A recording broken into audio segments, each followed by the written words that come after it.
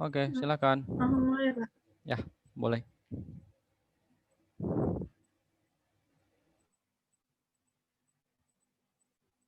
Assalamualaikum warahmatullahi wabarakatuh. Kami dari kelompok 3 akan sedikit mempresentasikan materi mengenai analisis kualitas lingkungan pasar. Materi yang pertama akan dibacakan oleh Anggi Oktaviani, kepadanya disilakan.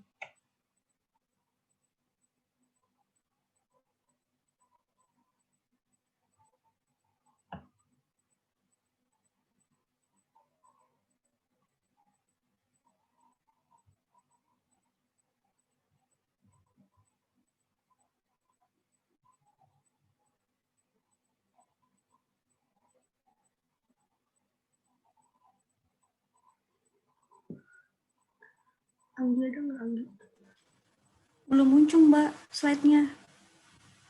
Sudah kok. Muncul. Enable editingnya diklik dulu aja, Jihan, enable editingnya. Terus kalau enggak di slideshow aja. Enable editing yang di atas. Nah, terus slideshow di pojok kanan.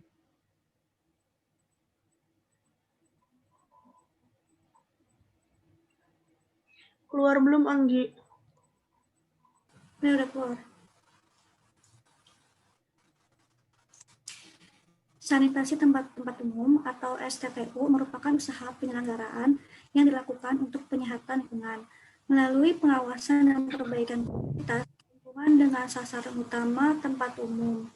Pasar merupakan salah satu jenis tempat umum yang berperan sebagai sarana pemenuhan kebutuhan terutama bagi masyarakat menengah ke bawah dengan tingkat kunjungan yang tinggi. Tujuan komponen sanitasi pasar meliputi penyediaan air bersih, kamar mandi, drainase, spal, tempat cuci tangan, pengelolaan sampah, tempat penjualan bahan pangan, disinfeksi, dan binatang penularan penyakit.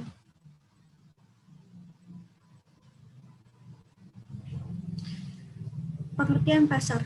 Pasar dalam arti yang sempit adalah suatu tempat pertemuan penjual dan pembeli untuk melakukan transaksi jual beli dan jasa. Sedangkan dalam pengertian secara luas, pasar diartikan sebagai tempat bertemunya penjual yang mempunyai kemampuan untuk menjual barang atau jasa dan pembeli yang menggunakan uang untuk membeli barang dengan harga tertentu.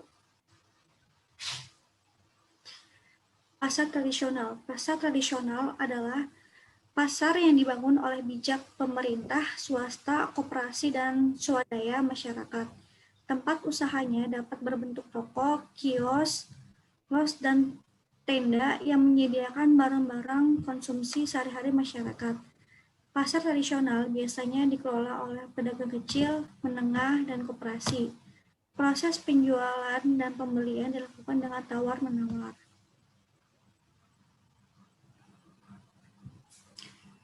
Pasar modern. Pengertian pasar modern adalah jenis pasar di mana produknya atau barang dan jasa dijual dengan harga pas sehingga tidak terjadi aktivitas tawar-menawar harga barang antara penjual dan pembeli.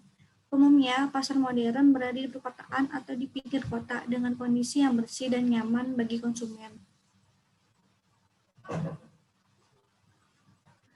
Terima kasih, Anggi. Selanjutnya akan dibacakan oleh Andin, kepadanya disilahkan.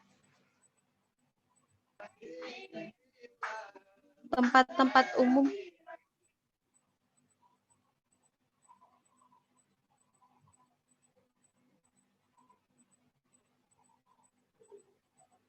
Tempat-tempat umum harus mempunyai kriteria sebagai berikut. Yang pertama, ada diperuntukkan bagi masyarakat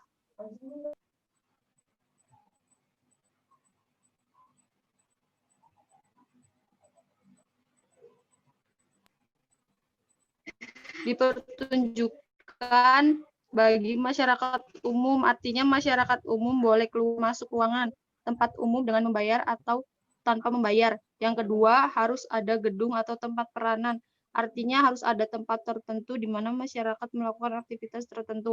Yang ketiga, harus ada aktivitas arti pengelolaan dan aktivitas dari dari pengunjung tempat-tempat umum tersebut. Persyaratan kesehatan lingkungan pasar. Berdasarkan keputusan Menteri Kesehatan RI nomor 519 tahun 2008 tentang pedoman penyelenggaraan pasar sehat, persyaratan kesehatan lingkungan pasar adalah sebagai berikut. Yang pertama, lokasi pasar. Kedua, bangunan. Ketiga, ada air bersih. Keempat, kamar mandi dan toilet. Kelima, pengelolaan sampah. Keenam, drainase. Yang ketujuh, tempat cuci tangan.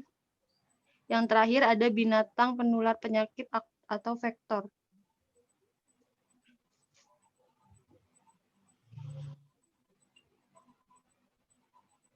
Yang pertama ada lokasi pasar. Lokasi sesuai dengan Rencana Umum Tata Ruang Setempat atau RUTR. Yang B, tidak terletak pada daerah rawan bencana alam seperti bantaran sungai, aliran lahar, rawan longsor, banjir, dan sebagainya. Yang C, tidak terletak pada daerah rawan kecelakaan atau daerah jalur pendaratan penerbangan termasuk sepadan jalan. Yang D, tidak terletak pada daerah bekas tempat pembuangan akhir sampah atau bekas lokasi pertambangan. Yang E, mempunyai batas wilayah yang jelas antara pasar dan lingkungannya.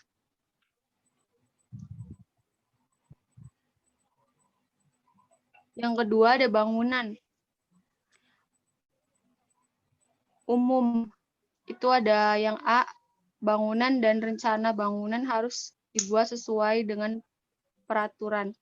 Yang B, perundang-undangan yang berlaku. Selanjutnya ada penataan ruang dagang.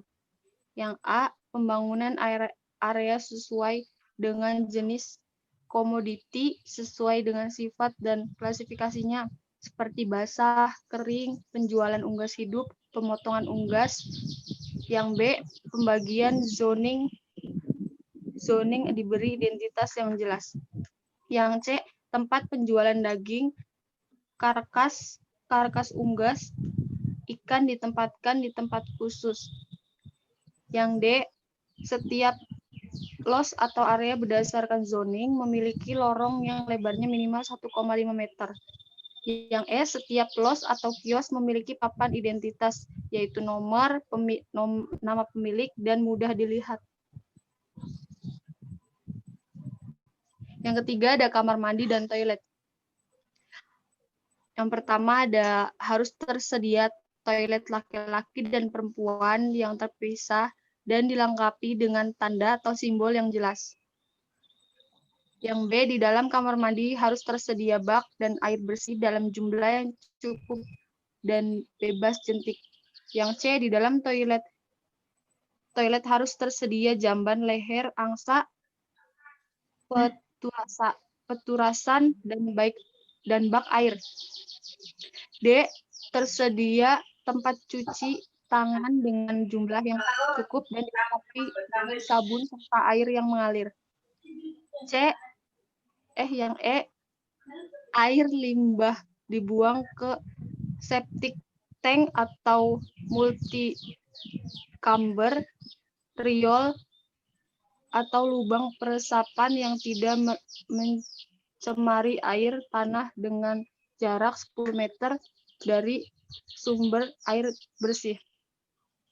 Yang F, lantai diberi kedap air, tidak licin, mudah dibersihkan dengan kemiringan sesuai ketentuan yang berlaku sehingga tidak terjadi genangan. G, letak toilet terpisah minimal 10 meter dengan tempat penjualan makanan dan bahan pangan. H, luas ventilasi minimal 20% dari luas lantai dan pencahayaan 100, tersedia tempat sampah yang cukup. Terima kasih. Andin selanjutnya akan dibacakan oleh Nanda. Kepadanya disilahkan. Yang keempat ada air bersih. Yang A, tersedia air bersih dengan jumlah yang cukup setiap hari secara berkesinambungan minimal 40 liter per pedagang. Yang B, kualitas air bersih yang tersedia memenuhi persyaratan. Yang C, tersedia tendon air yang menjamin kesinambungan ketersediaan air dan dilengkapi dengan keran yang tidak bocor. Yang D, jarak sumber air dengan pembuangan limbah minimal 10 meter. Yang E, kualitas air bersih diperiksa setiap 6 bulan sekali. Yang kelima ada pengelolaan sampah. Setiap kios atau los atau lorong tersedia tempat sampah basah dan kering. Yang B, terbuat dari bahan kedap air, tidak mudah berkarat, kuat, tertutup, dan mudah dibersihkan. Yang C, tersedia alat angkut sampah yang kuat, mudah dibersihkan, dan mudah dipindahkan. Yang D, tersedia penampungan sampah sementara yang kedap air dan kuat, atau kontainer yang mudah dibersihkan dan mudah dijangkau petugas pengangkut sampah. Yang E, TPS tidak menjadi tempat perindukan binatang atau vektor penular penyakit. Yang F, lokasi TPS tidak berada di jalur utama pasar dan berjarak minimal 10 meter dari bangunan pasar. Yang G, sampah diangkut minimal 1 kali 24 jam. Yang keenam ada drainase. A, selokan dan atau drainase sekitar pasar tertutup dengan kisi yang terbuat dari logam sehingga mudah dibersihkan.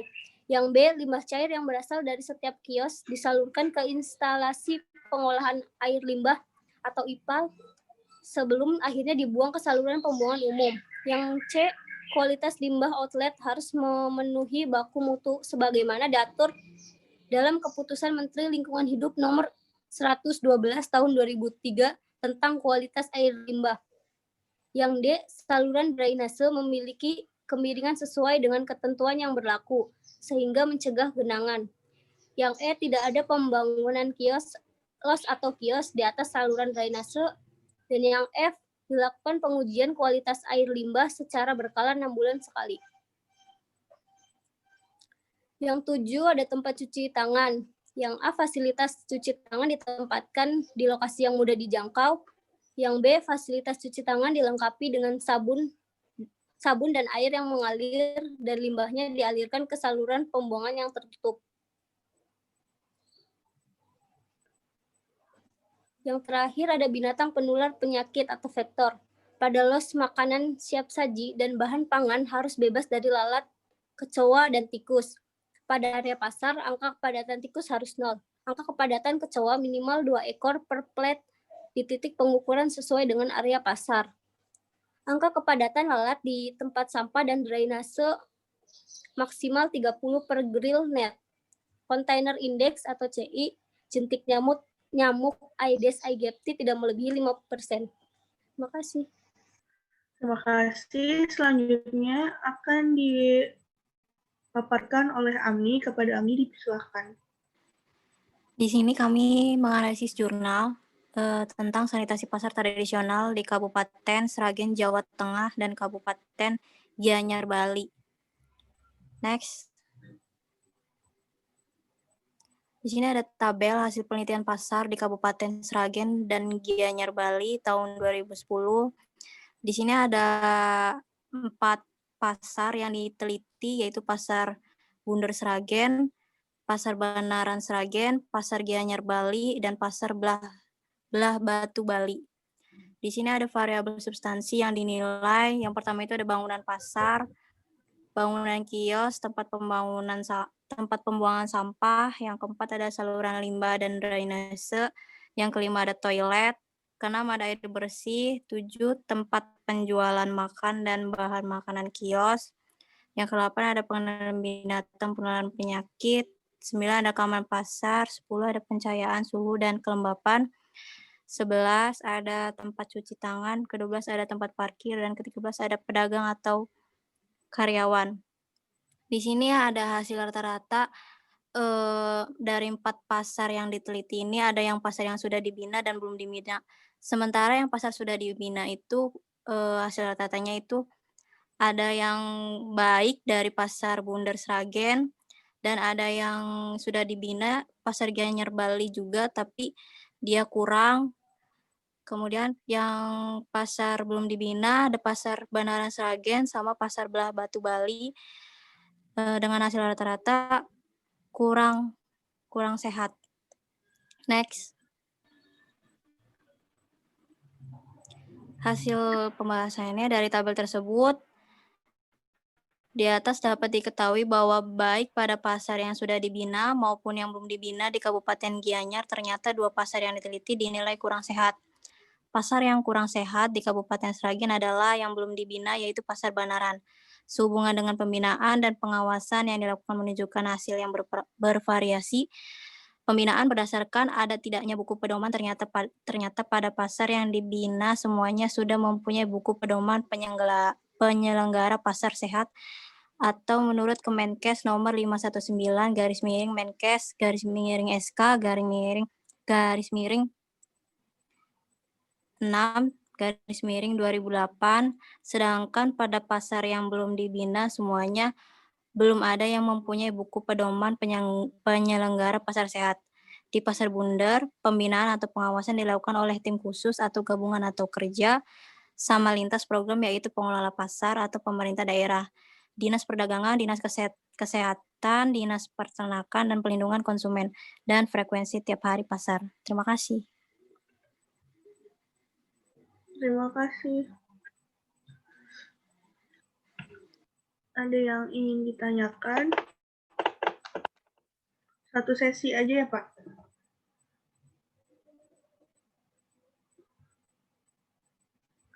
Tiga penanya.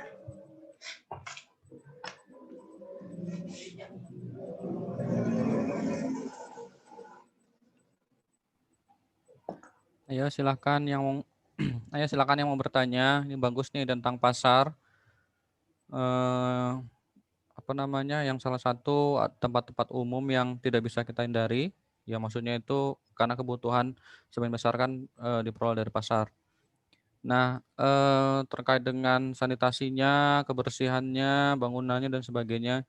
Sebenarnya nanti kalau kalian ngambil peminatan Kesling, itu ada mata kuliahnya STTU, sanitasi tempat-tempat umum. Jadi pasar, masjid, terminal, bioskop, masjid dan sebagainya itu tempat-tempat umum.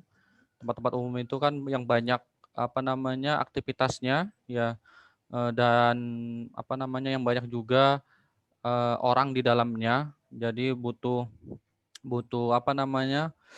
perhatian khusus ya.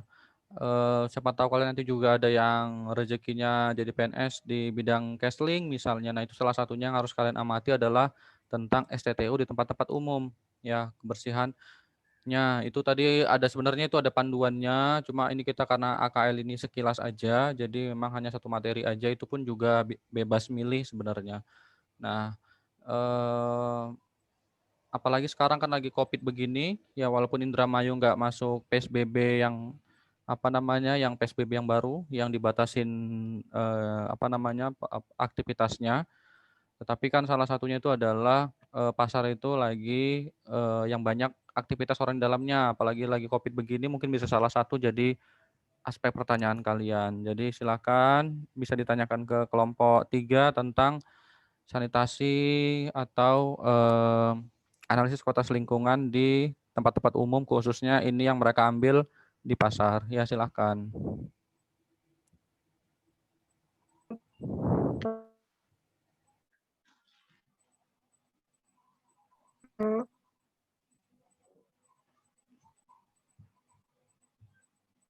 Jihan, Ya, baik, saya Tariska dari kelompok 4 yang bertanya.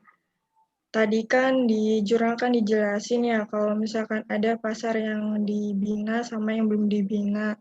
Cuman kan bedanya di situ tuh walaupun sama-sama udah dibina kan, tapi pasarnya ada yang masih kayak kurang sehat gitu.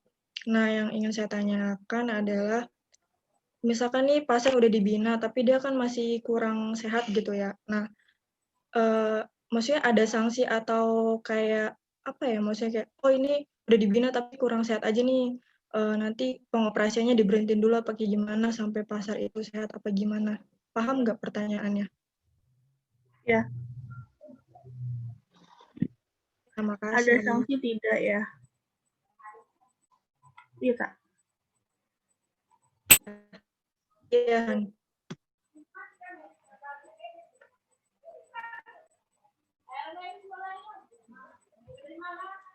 Ya, ada lagi yang ingin ditanyakan?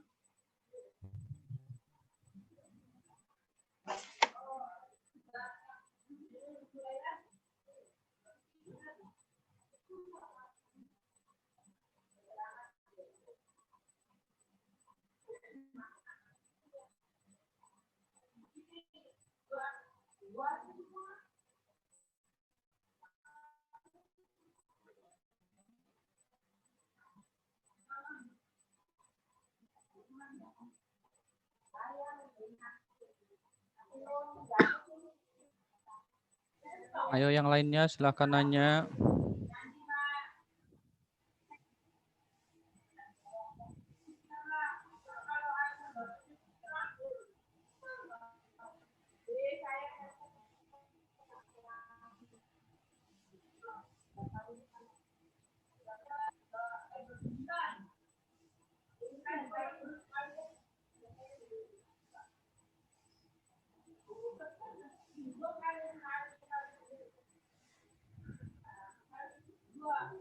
Salsa, gimana kabarnya Salsa? Sehat?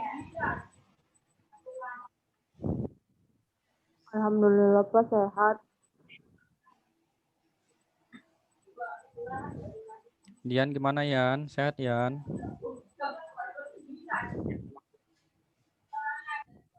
Sehat, Pak.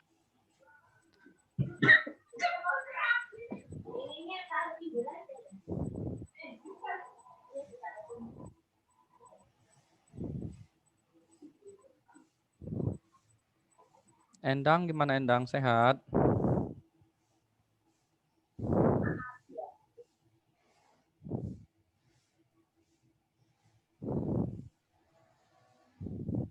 Kamu segar banget hari ini Bob. Semangat banget kayaknya. Alhamdulillah Pak sehat. Oh ya alhamdulillah. Saya lihat Bobby hari ini semangat banget.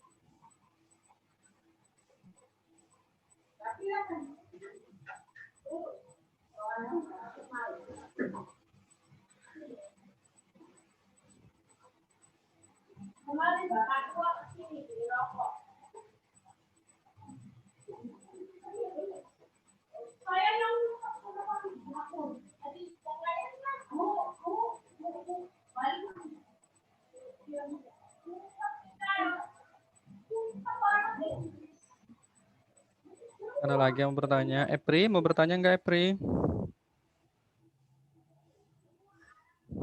Bentar dulu Pak. Oke.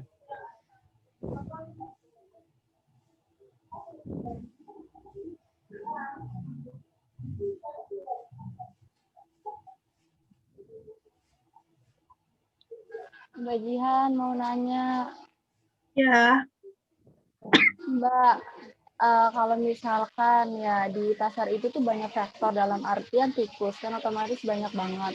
Berarti pasar tersebut tuh belum dilakukan program pasar sehat atau belum dibina ya Mbak. Itu tuh untuk dilakukan programnya tuh atau dibinanya tuh kapan atau hanya dipilih-pilih aja Mbak untuk pasarnya tuh. diulangin. Jelas nggak Mbak? Diulangin ya. Jadi tuh ya kalau di salah satu pasar, nggak aku sebutin pasarnya ya, itu tuh banyak sekali tikus berserakan di mana-mana. Berarti itu tuh belum dilakukan program pasar sehat atau belum dibina kan ya. Nah, itu tuh untuk pembinaan sendiri atau dilakukan program sendiri itu tuh dipilih atau gimana pasarnya itu Mbak? Jelas nggak Iya. Mbak? Iya. Makasih.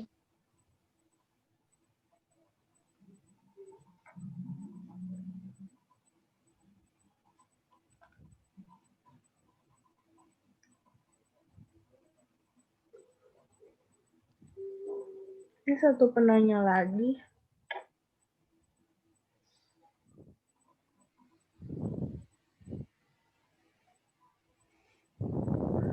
Itu udah dari Nurwandi ya? Ya, dari Wande sudah nih. Berarti udah 3 ya?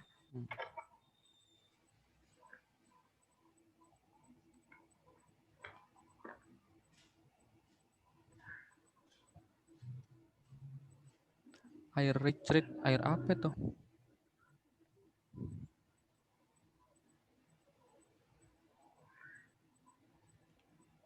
Air dari sampah.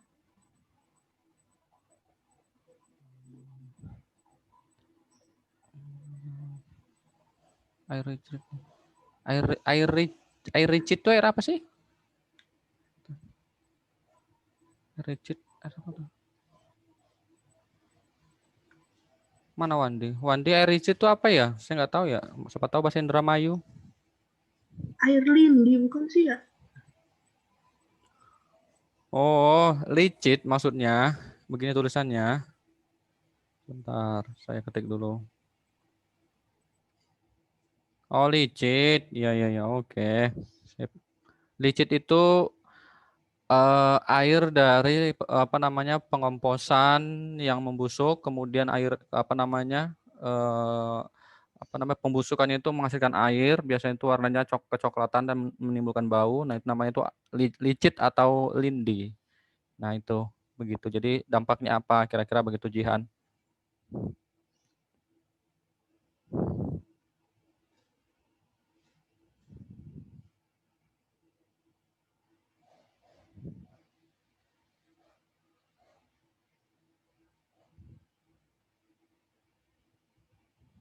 Oke, sambil nunggu kelompok 3 menjawab, saya punya tebak-tebakan ya. Kelompok 3 silakan timnya tadi ya, yang berapa orang itu dijawab ya. Saya punya tebak-tebakan. Apa persamaan jemuran dan telepon? Tuh, saya punya tebak-tebakan. Apa persamaan jemuran dan telepon?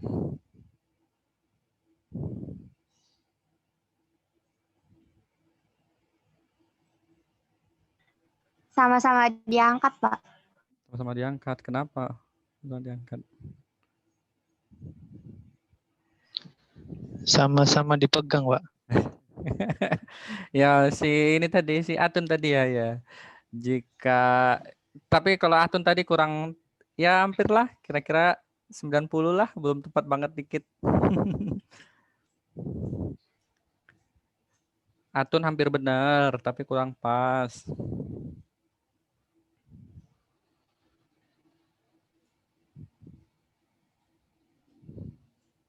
Ita tahu nggak Ita?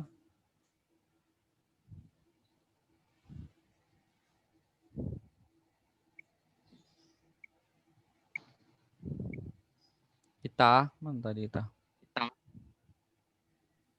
Dalam, Pak. Gimana tahu nggak? Enggak, Pak. Enggak tahu. Udah, tadi Atun hampir benar tuh.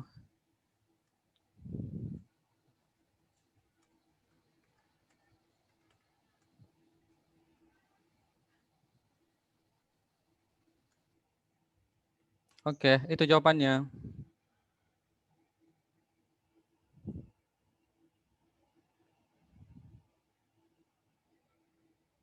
Jadi persamaan jemuran dan telepon itu kalau sudah kering harus diangkat.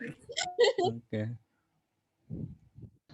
Oh iya Pak, saya juga punya tebak-tebakan Pak. Oh boleh, boleh, boleh. Kelompok 3 sambil dijawab ya. Oke, sambil dicari jawabannya. Boleh, boleh. Sebutkan nama hewan yang satu huruf Pak. Gampang. Ikan. Gajah, gejah, gajah. Oh, G aja juga bisa. Ikan. Iya betul. Oke.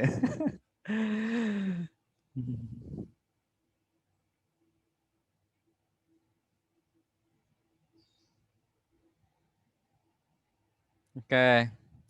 Apa bedanya semut dan manusia?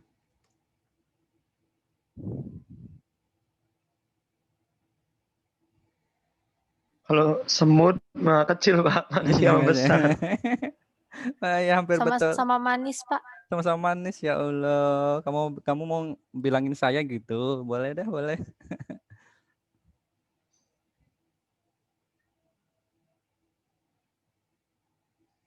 Ada yang tahu? Kalau semut nggak bisa ke manusiaan, Pak. Kalau Betul. manusia bisa ke semutan. Betul, betul, betul, betul, betul, betul, betul, betul, Intan. Ya, jadi kalau manusia itu bisa kesemutan, tapi kalau semut itu nggak bisa kemanusiaan. Oke. Oke, kelompok 3 silakan dijawab.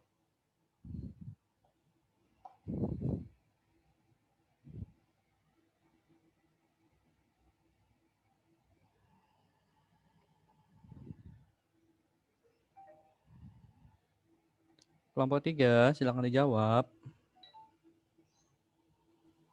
Iya, sebentar, Pak. Assalamualaikum warahmatullahi wabarakatuh. Salam. Waalaikumsalam warahmatullahi wabarakatuh. Saya Amni Sofiati akan menjawab pertanyaan dari saudari Epri. Yang tadi tuh pertanyaannya, kalau misalkan yang pacarnya banyak tikusnya itu, pembinaannya itu apa dipilih atau gimana? Jadi tuh emang kalau untuk pembinaan sendirinya itu, emang tergantung dari dinas kabupaten pasarnya itu tuh, dinas kesehatan kabupatennya itu tergantung. Kalaupun emangnya dianya udah apa ya, jadi tuh nggak dipilih gitu tuh kayak apa ya namanya, apakah dari dinas kesehatan kabupatennya sudah mengadakan belum kayak melakukan pembinaan pasar yang sehat. Terus tuh kalau misalkan udah ada itu biasanya itu di dalam pasarnya itu udah ada petugas, apa sih namanya, seksi sanitasinya. Jadi tuh nanti tuh, yang di dalam pasarnya itu bakal ngikut kayak pelatihan pasar yang sehat, seperti petugas seksi sanitasinya itu bakal, kayak memberikan percontohan atau model-model bagaimana tempat perdagangan untuk pasar yang sehat. Terus, model untuk tempat berdagang sesuai jenis dagangannya sehingga mudah dibersihkan. Kemudian terus dagangannya terjamin aman dan sehat untuk dikonsumsi. Nah, dari pembinaan itu sendiri nanti tuh, adanya pengawasan yang dilakukan oleh dinas kabupaten atau kota itu sendiri, seperti itu, Jadi kayak bukan dipilih sih, jadi emang tergantung dari dinas kesehatan kabupatennya, apa sih, kayak terjun gitu, enggak gitu ke pasarnya buat, biar pasar itu menjadi sehat gitu. Itu yang bisa aku jawab. Kalau misalkan ada yang lain ingin menambahkan silahkan. Terima kasih.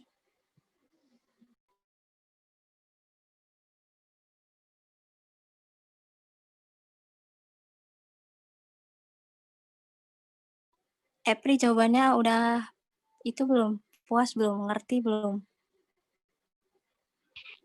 Udah paham nih, makasih.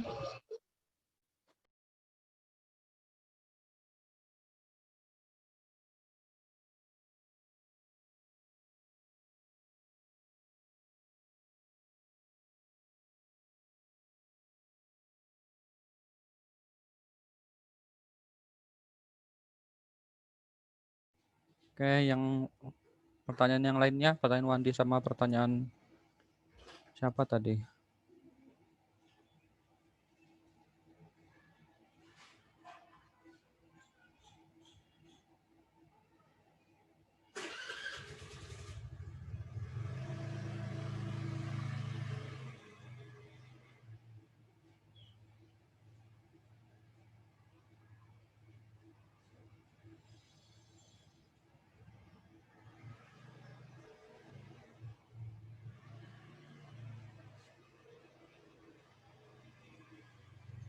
Oke, tadi yang nanya Wandi sama siapa satu lagi ya?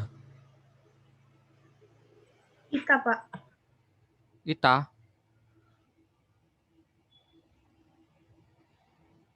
Oke, silakan kelompoknya 3 segera dijawab.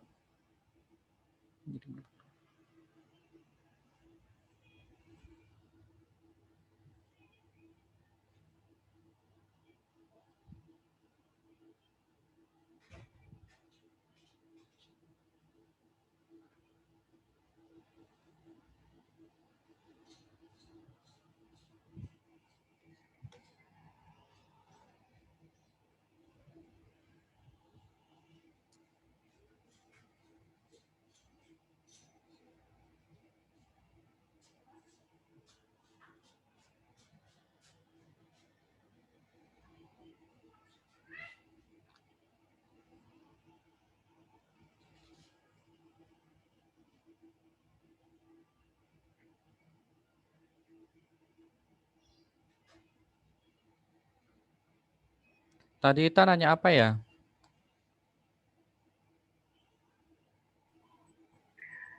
Pertanyaannya Ita tuh tadi kan di jurnal kan ada yang sudah dibina dan tidak dibina, yang belum dibina. Nah, misal pasar yang sudah dibina tapi kurang sehat itu ada sanksi apa atau konsekuensi apa yang diberikan? Gitu. Oke. Yang pertanyaan Wandi aja itu kan bisa kayaknya. Dampak dari licin ke sawah atau lindi.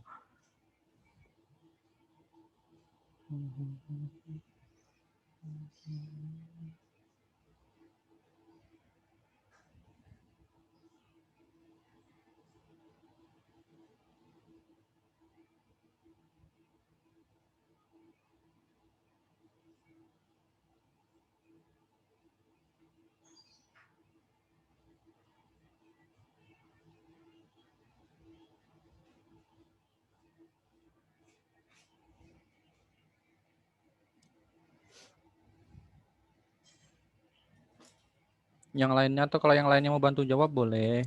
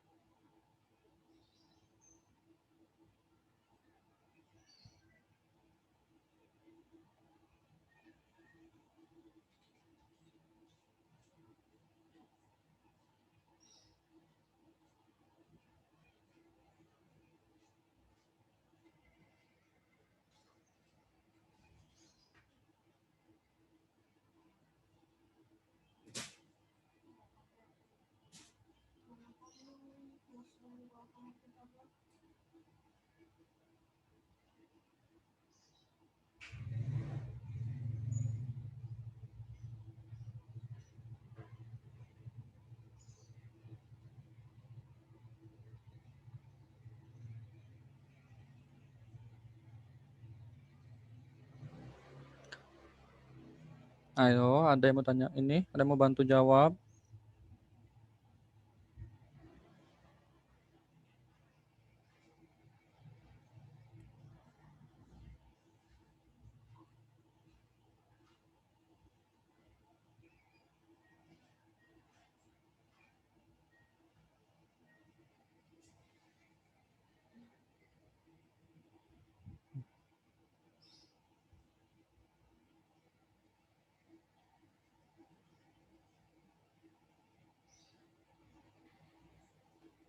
Assalamualaikum warahmatullahi wabarakatuh.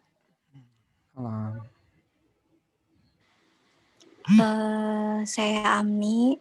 Saya ingin mencoba menjawab sedikit pertanyaan dari saudari Ita Rizka. Kalau misalkan pasar yang sudah dibina itu terus dianya masih kurang sehat itu apakah akan ada sanksi atau tidak? Kalau misalkan untuk pemberian sanksi itu kita itu tidak harus bukan harus sih. Jadi tuh nggak terburu-buru kayak berspekulasi kalau misalkan pasar ini emang benar-benar kurang sehat itu karena faktor apa. Kita teliti dulu dia tuh karena apa, ternyata kan tadi di jurnal itu yang udah dibina tapi masih kurang sehat itu ternyata ada alasannya kenapa dia itu masih kurang sehat, karena memang dari Dinas Kesehatan Kabupatennya itu belum pernah melakukan pembinaan pasar sehat. Walaupun sudah ada petugasnya yang sudah ikut pelatihan pasar sehat, namun karena petugas yang pegang seksi sanitasinya belum ada, jadi seksi sanitasinya tuh sebelumnya tuh udah lama pensiun. Terus tuh dana dari daerah untuk kegiatan tersebut itu belum ada. Jadi tuh dari Dinas Kesehatan Kabupaten emang belum tegas, juga dari seksi sanitasinya juga emang belum ada. Jadi kalau untuk pemberian sanksi itu mungkin kalau misalkan itu mah kayaknya nggak bisa ya, mungkin karena kan dari Dinas Kabupatennya aja, Kesehatan Kabupaten aja belum ada kayak melakukan pembinaan pasar sehat, jadi nggak bisa menyalahkan atau memberikan sanksi. Kayak gitu sih. Kalau misalkan dari yang lain bisa menyanggah atau menambahkan silakan. Karena emang Amni nggak tahu juga sih misalkan kayak peraturannya, undang-undangnya, kalaupun ya emang sanksinya seperti apa kalau pasar itu. Karena di jurnalnya memang nggak dicantumin juga kalau misalkan kalau misalkan dianya udah dibina kurang sehat itu bakal ada sanksi atau tidak. Terima kasih. Gimana Saudari Ita Rizka, apakah kurang puas atau sudah puas? Atau gimana? Berarti kayak dilihat dulu gitu faktor-faktor apa gitu ya Mi ya gitu. Iya, jadi dilihat dulu faktor-faktornya. Nggak bisa menyimpulkan kalaupun emang ya dia kurang sehat itu disalahkan dari orang-orang pasarnya nih emang benar-benar kayak nakal-nakal gitu biarpun udah dikasih penilaian, nggak bisa gitu sih, karena emang kalaupun emang sudah dibina terus memang dia benar-benar sehat juga, pasti dia tuh ada kayak seksi sanitasinya dan benar-benar aman gitu pengawasannya. Kalaupun emang ia kurang sehat berarti memang ada salah satu faktornya yang bisa menyebabkannya itu, penilaian yang kurang sehatnya karena itu. Itu sih. Oke, Ya. makasih Amni. Ya, jadi saya Ya, sama-sama.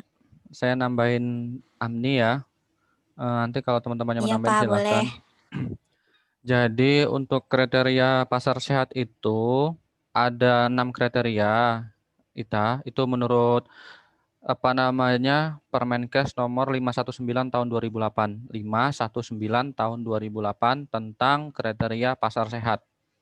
Kriteria pasar sehat itu ada 6. Yang pertama itu dari lokasi. Lokasinya itu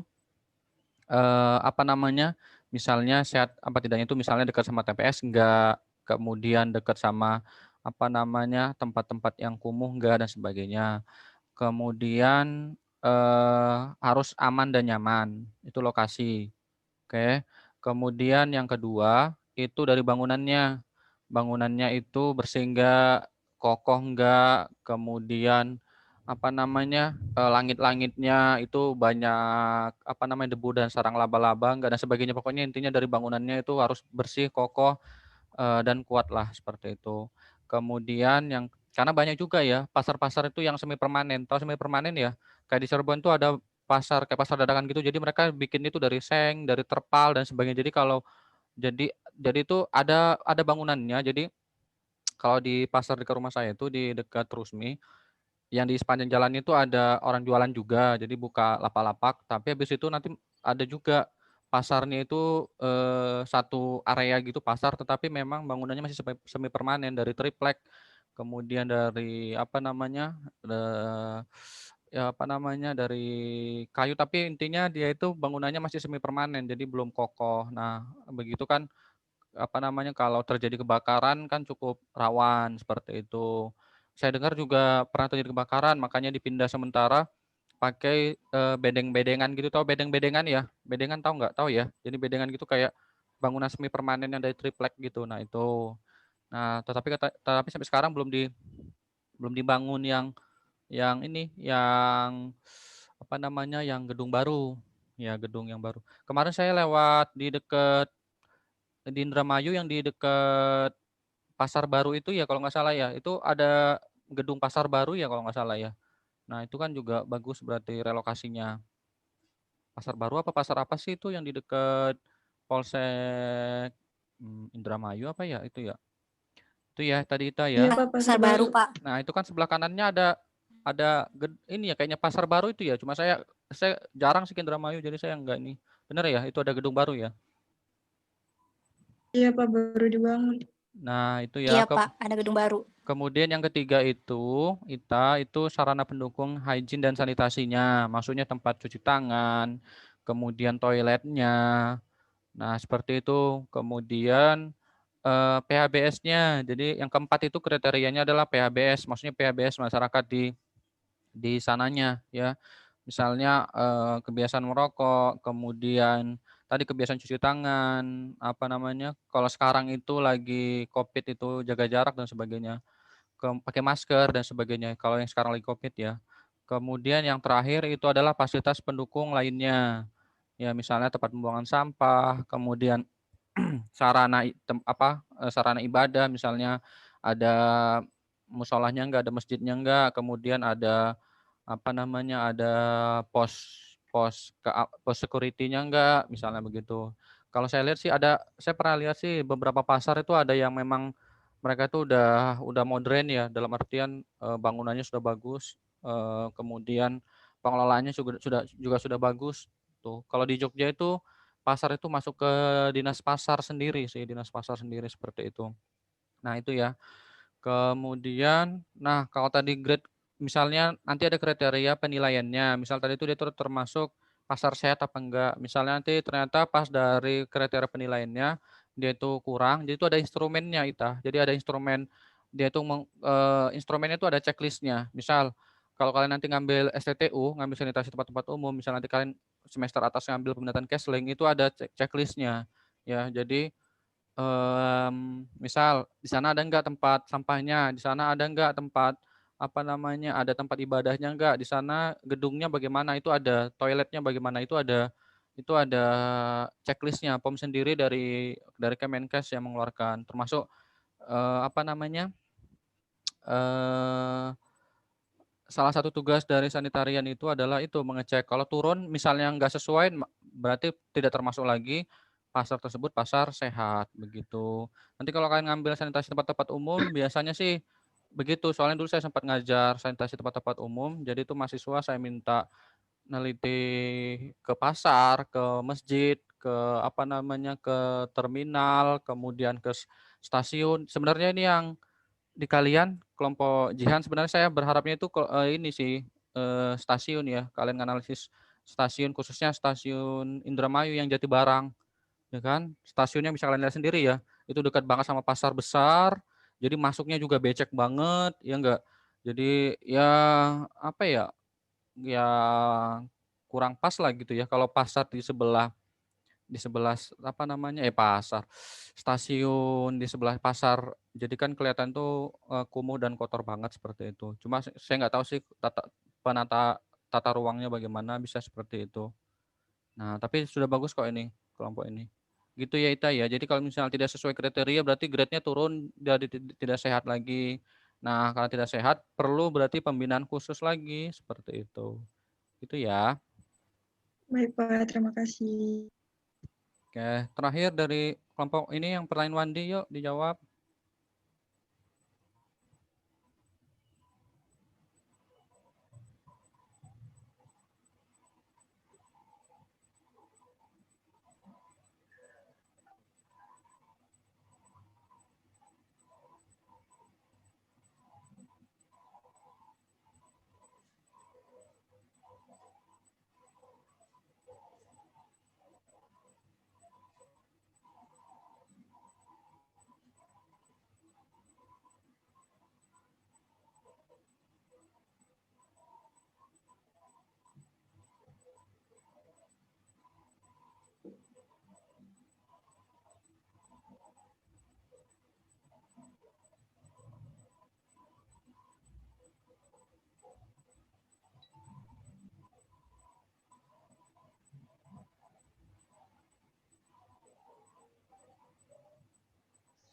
Ayo yang pertanyaan Wandi terakhir.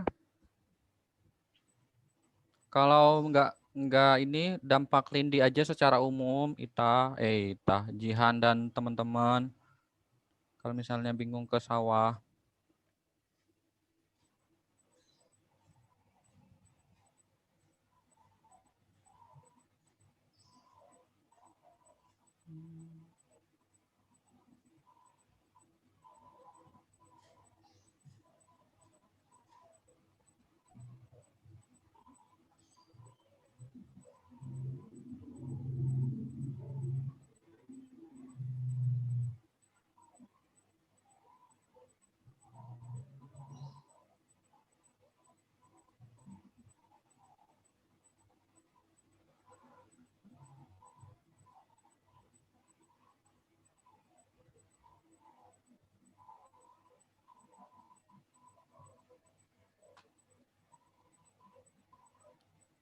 Gimana Jihan, sudah?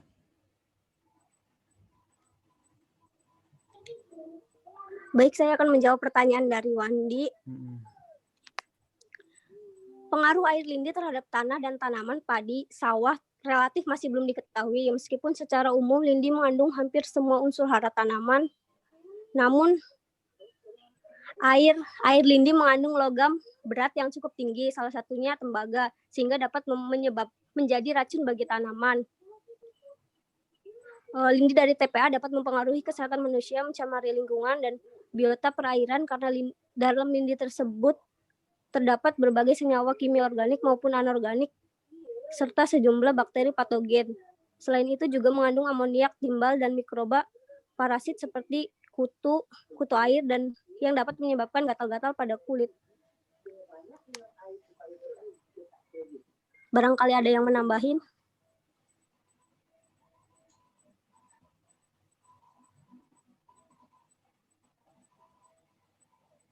Gimana Wandi, sudah? Oke. Ya tadi itu ya, yang disampaikan Anda tadi benar. Jadi itu kebanyakan itu karena kan sampah itu kan kalau di pasar ya berarti kan kebanyakan tuh dari sampah organik ya, dari sampah sayuran. Tapi non organik juga banyak ya, dari sampah plastik dan sebagainya. Tapi yang kebanyakan tuh tadi kandungannya itu tadi biasanya paling banyak itu adalah E. coli-nya, Wandi. Kalau misalnya apa namanya campur sama apa namanya plastik dan sebagainya. Nah, itu berarti bisa jadi tadi ada apa logam-logam berat tadi seperti tembaga, kemudian amonia, kemudian apa namanya tadi zat apa lagi tadi ya. Nah, itu yang apa namanya kalau dia ke sawah, nah itu dikhawatirkan adalah terserap sama padi-padinya ya, walaupun mungkin tidak langsung ya. Mungkin kalau yang pernah ada kasus kejadiannya itu kalau yang di padi itu adalah yang ita-ita disease ya. Nah itu karena timbal ya, itu karena timbal di padi ya gitu ya. Itu bisa apa namanya terakumulasi di tubuh. Begitu ya untuk ini, silahkan ditutup kelompok 3.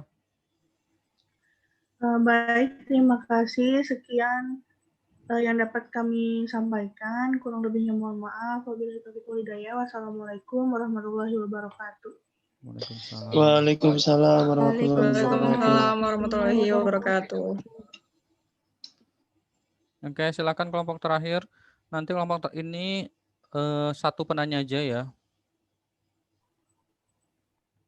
Siapa kelompok 4? Oh, yang tadi itu ralat ya, Wandi ya. Yang ita-ita disease itu kadmium ya. Kadmium atau CD ya. Kadmium penyebab ita-ita disease. Jadi ita-ita disease itu adalah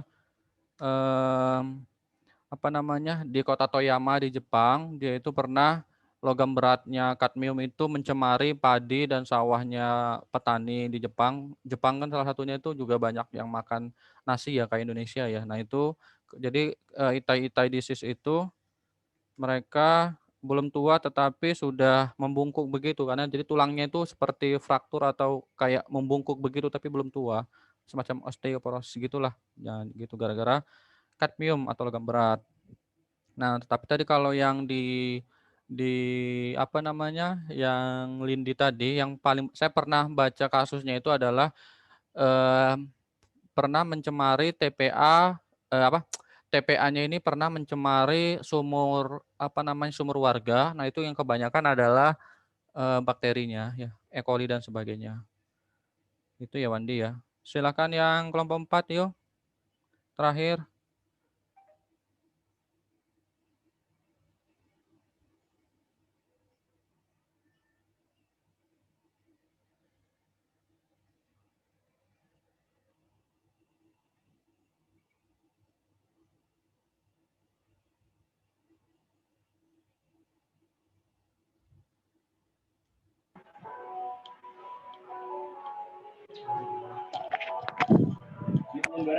Halo, Ya, oke.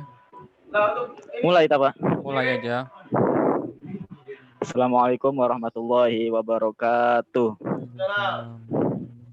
Waalaikumsalam warahmatullahi wabarakatuh. Waalaikumsalam warahmatullahi wabarakatuh. Di sini saya selaku moderator untuk memandu jalannya acara presentasi dari kelompok 4 dengan tema audit lingkungan. Baik, langsung saja untuk pemateri pertama akan disampaikan oleh saudari Epri Lestari. Kepadanya dipersilahkan. Iya, terima kasih Nana. Pendahuluan audit lingkungan. Di dalam Undang-Undang Nomor 32 Tahun 2009 tentang Perlindungan dan Pengelolaan Lingkungan Hidup atau PPLH didefinisikan sebagai suatu proses evaluasi untuk menilai ketaatan penanggung jawab usaha dan atau kegiatan terhadap persyaratan hukum dan kebijakan yang ditetapkan oleh pemerintah. Pada intinya, audit merupakan suatu proses evaluasi terhadap suatu kegiatan pembangunan seperti pada bidang industri, pertambangan, kehutanan, pertanian, perumahan, dan lain sebagainya.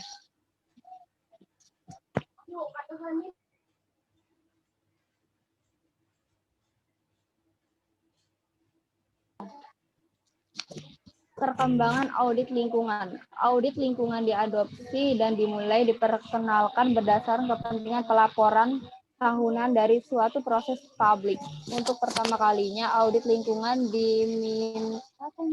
diminatkan oleh Komisi Sekuritas dan Bursa pada tahun 1977. Di Indonesia, penerapan audit lingkungan dimulai antara tahun 1993 hingga 1995 terhadap 3 perusahaan besar untuk menilai ketaatan terhadap persyaratan lingkungan. Penerapan audit lingkungan di Indonesia telah mendesak diperlakukannya suatu panduan pelaksanaan audit yang kemudian ditetapkan dan mulai pada tahun 1994 melalui keputusan Menteri Lingkungan Hidup nomor 42 tahun 1994. Dalam perkembangannya di Indonesia, audit lingkungan dapat pula diterapkan secara wajib terhadap kegiatan atau usaha yang diindikasikan tidak taat terhadap peraturan dan peraturan undang lingkungan hidup.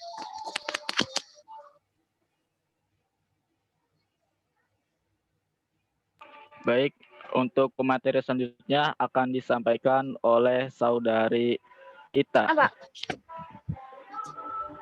Kepadanya dipersilahkan. Baik, materi selanjutnya yaitu definisi audit lingkungan. Cahil 1996 menyebutkan bahwa usaha mendefinisikan audit lingkungan secara persis tidak mudah. Hal ini karena konsep ini masih terus berkembang dan sebagai alat manajemen formal. Hal ini harus disesuaikan dengan organisasi yang melakukannya. Halnya adalah karena program audit dirancang untuk memenuhi salah satu atau beberapa tujuan seperti 1. Memastikan pentataan terhadap peraturan. Yang kedua, menentukan tanggung jawab suatu organisasi. Yang ketiga, melindungi tanggung jawab pegawai tingkat tertentu dalam suatu perusahaan. Yang keempat, menemukan fakta-fakta pada saat akuisisi atau perluasan usaha. Yang kelima, penelusuran dan pelaporan biaya pentataan. Yang keenam, transfer informasi di antara unit-unit operasi. Yang ketujuh, meningkatkan kepedulian lingkungan. Dan yang terakhir, penelusuran tanggung jawab para manajer terhadap lingkungan. Next. Berdasarkan tujuan tersebut, menurut Cahill 1996, Use EPA membatasi definisi audit lingkungan. Menurutnya, secara sederhana, suatu program audit adalah suatu proses verifikasi. Audit tidak dimaksudkan untuk menggantikan sistem lingkungan yang sudah ada di dalam suatu perusahaan, tetapi justru untuk memverifikasi sistem tersebut bahwa sistem itu ada dan berjalan. Di Indonesia, menggunakan definisi yang sesuai dengan yang disebutkan di dalam UU Nomor 32 Tahun 2019 tentang perlindungan dan pengelolaan lingkungan hidup, yaitu suatu proses evaluasi yang dilakukan oleh penanggung jawab usaha dan atau kegiatan untuk memulai tingkat ketaatan terhadap persyaratan hukum yang berlaku dan atau kebijaksanaan dan standar yang ditetapkan oleh penanggung jawab usaha dan atau kegiatan yang bersangkutan. Sedangkan menurut SNI 19.01.2005, proses terdokumentasi, sistematik, dan mandiri untuk memperoleh bukti audit dan mengevaluasinya secara objektif untuk menentukan sampai sejauh mana kriteria audit dipenuhi. Terima kasih. Terima kasih kepada pemateri. Untuk selanjutnya yaitu akan disampaikan oleh Saudari Eno. Kepadanya dipersilakan. Terima kasih Saudara Nanang. Tujuan, manfaat, dan sasaran audit lingkungan. Yang pertama, tujuan audit lingkungan. Menurut Sereminov et al. Tahun 1993 menyebutkan bahwa tujuan kaji ulang suatu audit adalah untuk menentukan sebagaimana halnya dengan mengidentifikasi seluruh sumber-sumber nyata dan potensial yang menyebabkan atau bisa menghasilkan masalah lingkungan. Jika dilakukan secara memadai, audit lingkungan akan menjawab berbagai fungsi, yaitu untuk yang pertama, mengkaji potensi terhadap atau efek dari suatu pemaparan. Yang kedua, mengkaji resiko dan potensi masalah. Yang ketiga, merekomendasikan tindakan di masa mendatang.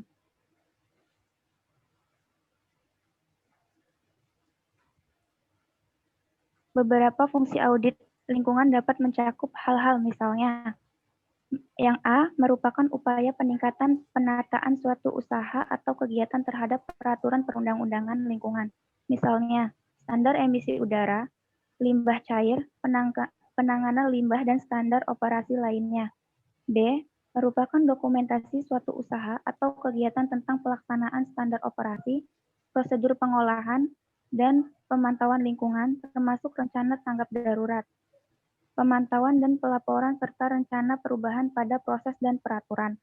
C, merupakan bukti keabsahan, perakiraan dampak dan penerapan rekomendasi yang tercantum dalam dokumen AMDAL yang berguna dalam penyempurnaan pelaksanaan dokumen AMDAL. D, merupakan upaya perbaikan penggunaan sumber daya melalui penghematan, penggunaan bahan, minimisasi limbah, dan identifikasi kemungkinan proses daur ulang. Yang E, merupakan upaya untuk meningkatkan tindakan yang telah dilaksanakan atau yang perlu dilaksanakan oleh suatu usaha atau kegiatan untuk memenuhi kepentingan lingkungan. Misalnya, pembangunan yang berkelanjutan, proses daur ulang, efisiensi penggunaan sumber daya. Yang kedua ada manfaat audit lingkungan. Audit lingkungan banyak sekali manfaatnya, diantaranya adalah satu, mengidentifikasi risiko lingkungan. Kedua, menjadi dasar bagi pelaksanaan kebijakan pengelolaan lingkungan atau upaya penyempurnaan rencana yang ada. C, menghindari kerugian finansial. D, membuktikan pelaksanaan pengelolaan lingkungan apabila dibutuhkan dalam proses pengauditan. E, menyediakan laporan audit lingkungan bagi keperluan usaha atau kegiatan yang bersangkutan. Terima kasih. Terima kasih kepada Saudari Eno atas pemaparannya. Selanjutnya yaitu pemaparan akan disampaikan oleh Saudari Widi. Kepadanya dipersilakan. Yang ketiga, sasaran audit lingkungan. Sebagaimana perangkat pengelolaan lingkungan seperti AMDAL, UKL, dan UPL, maka audit lingkungan mempunyai sasaran diantaranya adalah A. Sasaran utama audit lingkungan adalah mengenali resiko lingkungan tahap dini. Audit lingkungan harus bisa mengidentifikasi semua bahaya hazard yang aktual atau potensial yang terkait pada fasilitas operasi dan kemudian menentukan resikonya melalui analisis resiko lingkungan. B. Pengembangan kebijakan lingkungan. C. Minimalisasi resiko lingkungan. Kegunaan serta keuntungan dan kerugian audit lingkungan. Yang pertama, kegunaan audit lingkungan. Pada awalnya, audit lingkungan digunakan untuk mendapatkan gambaran tentang perilaku korporasi terhadap status lingkungan, dampak, dan upaya pengendaliannya. Yang kedua, keuntungan dan kerugian audit lingkungan. Program audit dapat bersifat menguntungkan dan merugikan. Pada sisi yang positif, program audit dapat menghasilkan sejumlah keuntungan yang berarti, di antaranya A. Menimbulkan penataan yang lebih baik, B. Menimbulkan lebih sedikit denda dan gugatan. Terima kasih. Baik, untuk materi selanjutnya akan disampaikan oleh Saudari Haura. Kepadanya dipersilakan. Terima kasih kepada Saudara Nanang. Selanjutnya, peranan audit lingkungan dalam pembangunan dan ciri khas audit lingkungan. 1.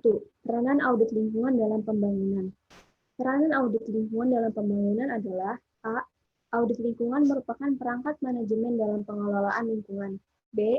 Audit lingkungan merupakan upaya peningkatan ketaatan suatu usaha atau kegiatan terhadap peraturan perundang-undangan lingkungan. C. Audit lingkungan dapat dijadikan bukti keabsahan rekomendasi AMDAL dan alat penyempurnaan dokumen AMDAL. D. Audit lingkungan merupakan upaya untuk meningkatkan tindakan yang telah dilakukan atau yang perlu dilaksanakan oleh usaha atau kegiatan untuk memenuhi kepentingan lingkungan. 2. Ciri khas audit lingkungan. Ciri khas dari audit lingkungan dapat dijelaskan sebagai berikut. Metodologi yang komprehensif. B. Konsep pembuktian dan pengujian. C. Pengukuran dan standar yang sesuai. D. Laporan tertulis. E. Merupakan alat evaluasi. F. Merupakan dokumen internal oleh suatu usaha atau kegiatan pengelolaan dan pemantauan lingkungan. Prinsip audit lingkungan. Suatu audit memiliki prinsip sebagai berikut. 1. Dilakukan secara sistematis, terdokumentasi, periodik, dan objektif. 2. Dilaksanakan secara sukarela sebagai upaya internal untuk memperbaiki kinerja. 3. Merupakan bagian dari manajemen dan perangkat manajemen untuk mengendalikan kegiatan usahanya. 4. Ditujukan untuk mengidentifikasi resiko lingkungan di masa mendatang. 5. Pada dasarnya, suatu audit merupakan suatu pengamatan sesaat atau snapshot. 6.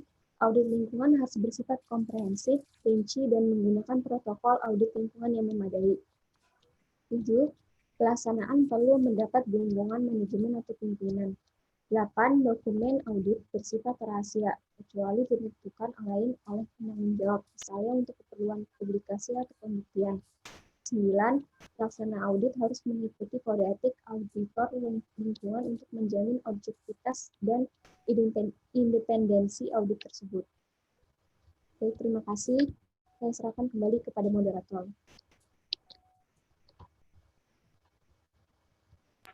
Baik, terima kasih kepada seluruh pemateri atas pemaparannya. Mungkin sekian dari kelompok kami, pemaparan dari kelompok kami. Untuk sesi selanjutnya yaitu sesi ditutup aja, Nang. Tutup aja, Pak. Tutup aja. Ya. Baik, sekian presentasi dari kelompok kami. Kurang dan lebihnya mohon maaf. Wallahumma fiq ila aqwamit thoriq. Wassalamualaikum warahmatullahi wabarakatuh. Waalaikumsalam. Waalaikumsalam warahmatullahi wabarakatuh. Oke. Ya, untuk audit lingkungan, ya nanti silakan kalau ada yang mau menanyakan bisa tanyakan di grup ya. Ini saya kebetulan lagi ada keperluan yang tidak bisa ditinggalkan. Nah, untuk materinya tadi hari ini materi terakhir dari audit lingkungan. Intinya audit lingkungan itu biasanya itu kalau di perusahaan itu nanti ada yang namanya proper. Proper itu adalah termasuk juga nanti ISO 14001 tentang sistem manajemen lingkungan. Biasanya kalau di perusahaan itu biasanya yang diaudit adalah terkait dengan ISO 14001 tentang 14, sebentar saya tuliskan. ISO 14001. Ini tentang SML atau sistem manajemen lingkungan ya, termasuk juga proper. Nah, proper ini yang mengaudit itu dari Kementerian Lingkungan Hidup terkait dengan lingkungannya, apakah perusahaan tersebut sudah green company ya, jadi terkait dengan pengolahan limbah maupun lingkungan di sekitar perusahaannya. Nanti itu ada kriterianya, ada yang biru, hijau, sampai yang dapat propernya emas seperti itu. Itu yang paling tertinggi adalah propernya kategorinya emas. Nah, itu untuk audit lingkungan. Ya, kalau di kalau di masyarakat ada juga nanti kalau di sekolah itu nanti ada green school ya, atau juga green campus. Kalau itu biasanya menilai dari Dinas Pendidikan setempat atau dari Kementerian Pendidikan ya, untuk green school atau green campus. Untuk biasanya itu kampus-kampus yang memang penghijauannya cukup baik, maupun kalau di UGM itu memang benar-benar, kalau di UGM ya, kalau kalian ke Jogja silakan, kalau ini pengen lihat itu bisa main-main ke UGM, itu memang areanya itu tidak boleh sama sekali merokok ya. Jadi di area kampus, baik itu di ruangan maupun di jalan, itu tidak boleh merokok selama masih ada di lingkungan kampus. Jadi itu memang no smoking areanya itu cukup baik. Jadi mereka kalau UGM yang setahu saya itu dapat green campus, tapi kalau Unwir belum kayaknya seperti itu. Nah, itu ya itu salah satu kriteria untuk audit lingkungan. Mungkin itu ya untuk materi hari ini. Ya, nanti kalau ada yang masih bingung lagi tadi atau yang di materi ini kan masih ada yang bingung, silakan nanya ke grup ya, atau nanti bisa dibantu sama kelompok 4 yang menjawab, atau nanti saya bantu juga. Mohon maaf, saya soalnya ada keperluan lagi. Nah, ini materi terakhir untuk AKL. Mungkin selama UTS maupun UAS kalau ada salah-salah kata mungkin ataupun ilmu yang saya sharingkan ke kalian mungkin ada kekurangan, mungkin itu kesalahan saya pribadi yang saya harus banyak lagi belajar maupun update ilmu lagi. Mudah-mudahan yang saya sampaikan bisa bermanfaat buat kalian. Ya, kurang dan lebihnya saya mohon maaf. Terima kasih atas perhatian kalian semua. Nanti silakan absen masing-masing di grup ya, untuk yang hadir hari ini aja. Terima kasih semuanya. Makasih juga buat Wandi dan Widi yang sudah fasilitasi untuk mata kuliah air bersih dan AKL. Makasih ya semuanya ya. Terima kasih. Wassalamualaikum warahmatullahi wabarakatuh.